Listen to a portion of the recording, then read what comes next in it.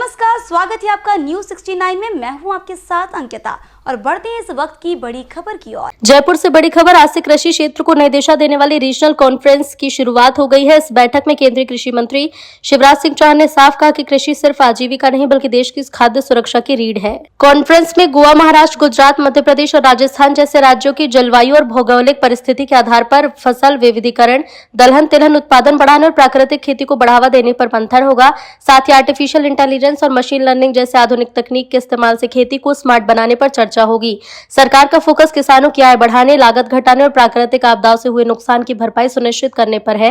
क्या ये रणनीति किसानों की तकदीर बदलेगी, इस पर सबकी नजरें हैं। मित्रों, आज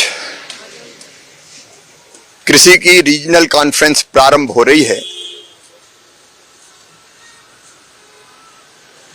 कृषि जीवन देती है, अन्न देती है और अन्न ही जीवन का आधार है। और आज के युग में खाद्य सुरक्षा कितनी जरूरी है हम सब समझते हैं। 140 करोड़ भारतवासियों को अनाज, फल, सब्जियां, दूध इसकी कमी ना आए, यह दायित्व कृषि विभाग पर है, खेती पर है, किसानी पर है।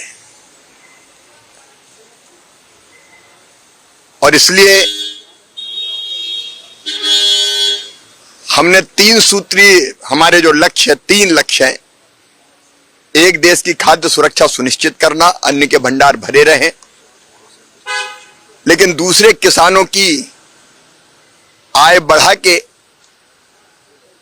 उनके जीवन स्तर को और बेहतर करना।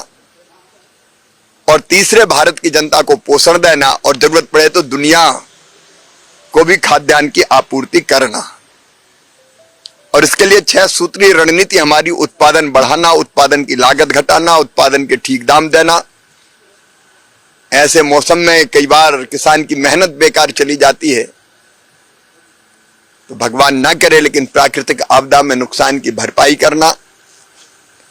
कृषि का विविधीकरण जरूरी है और इसलिए आज हम कई विषयों पर बात करेंगे। दलहन की जरूरत है तो दलहन मिशन पर हम बात करेंगे, क्योंकि आज हमको इंपोर्ट करनी पड़ती है।